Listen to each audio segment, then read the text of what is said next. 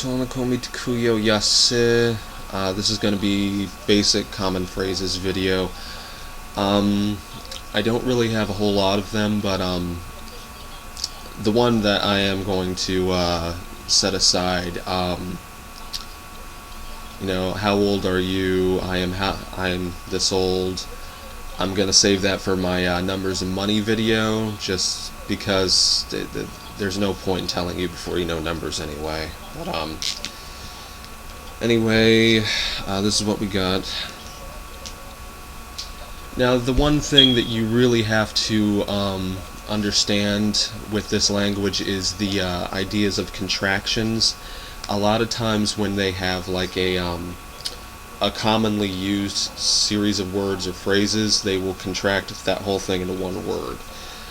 A good example of that is this, Hokichipapi, which is kind of a combination of the words Hopi, which means you come, Akajikta, which means to take or receive, and Pa, please do. So you can kind of translate that whole phrase as like, please accept my invitation. But anyway, there are a lot of simpler things that I'm going to go ahead and teach you right now. Now, you've already heard me, all of my videos I begin with Tonako Mitakuyo Yase, Tonako, essentially welcome. And that, of course, though, can be shortened to a less formal greeting, Chocho. However, the most popular greeting, and probably the most famous out of all Native American languages altogether, how. Although this word is not actually so much a greeting as it is a positive affirmation. You know, your kid gets good grades, you say how. You see a nice car, you say how. You agree with someone, you say how. But this is generally the most common kind of a hello, a greeting sort of phrase that they have in their language. And of course the opposite is Tokesha. Most Native American languages, they did not have an idea of goodbye in their language, but they've developed one after contact with the whites. Most of them have, and most of them are kind of connected to the word or phrase for later. Kind of like this, Tokesha means at a later time, and it's also the word that they use for goodbye. Now, more often than not, what they did have in Native American languages was they would have a social nicety type of thing. Not so much when someone would come and go was the cycle, but when you would begin and end a conversation was the most important cycle of social nicety. And for them, they had this word, which they would say at the end of a conversation, he'ek esh, which you will always hear me saying at the end of my Lakota videos, he'ek esh. Another variety of that is ke'elesh, but generally my dictionary also describes ke'elesh as meaning, oh, that would be my luck. Now this would generally be my name is, just put your name and then follow it with me, Chajaklal, and of course Chajaklal can be shortened to just Chaje. Now I've looked pretty hard to try and find some of these. They get complicated because a lot of the ones that were kind of pre-reservation were are outdated in the language, and a lot of the more modern common phrases differ literally from reservation to reservation. So you can have multiple different ways of saying one thing. And it also makes it very hard to find certain things, very hard to find reliable resources.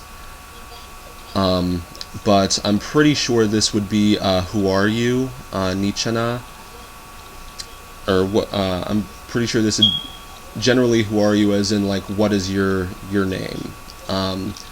There is another one that I put on the last video, Tuahuo or Tuahui.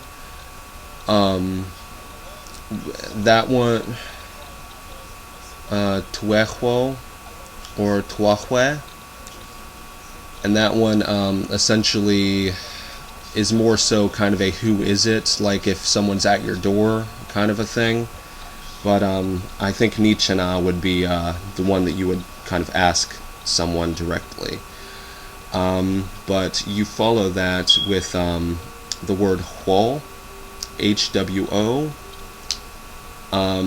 If that transforms the sentence into a question where you expect information from the person. And the feminine version is hwe, HWE. Now you have this one, ompetawashte, which is good day, and there are like 3 different varieties coming off of that. Essentially, good morning, good noon, and good evening. I'm just going to focus on good morning and good evening. You can find other resources to find the rest of them. So those are your 2. Hihoniwashte, good morning. Hahebiwashte, good evening. And I just wanted to get this one in, which I didn't last time. Eche, sorry. You have this one is more of kind of just an interjection. Kinash, which is kind of, well then. Okay. This one is the command form of come here. Masculine uwayo, feminine uwiye. And kind of the informal that you would kind of be able to just use with your friends for come here is uwo, and anyone can use that one. Then of course we have the command form of listen up, anakoptapo, or P if you're a woman, Lakotaiapi. And this would kind of be an informal way to get someone's attention, which is basically just kind of, hey, over here. Okay, the last one that I got for you is kind of a way of saying I'm coming. I'm going to show you I'm coming and we're coming. This is basically I'm coming. Put your name and ke unyonkte. Ke connects the subject, which would be you, to the action of the sentence, uyon.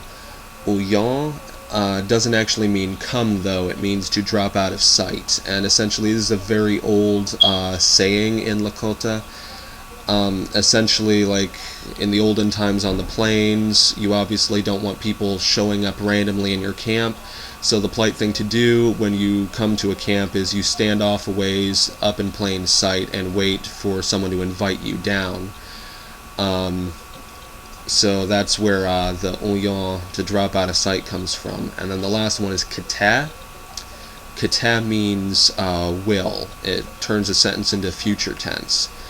Although kata implies that you are certain that this is going to happen, if you're not sure this is going to happen in the future, you would say kata, not kata. And of course you could also replace your name with just the word me, M-I. So this is the we. It's a little more complicated. You have the one at the top where you can just connect 2 names with na, and then ke. That was supposed to be a nasal I in ke. I don't know why I did that. But the names ke, kichi, unyon, pi, kte. When you put P on the end of a verb, it implies usually a second person. It can also imply third person, but it's usually second person, as in you or we.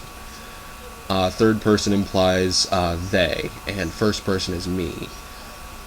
And kichi, essentially, it translates as together. Chi can mean either you or me, and ki means to split in 2, so now kichi means both you and me together at the same time. That has to be there if you're doing the name thing, but you can omit it in the bottom one, where it's unki ke, unyapi kte. Unki just means us, or we. So that's that. The next video is going to be nouns and some basic sentence structures. Maybe Oglala Hohe Cash.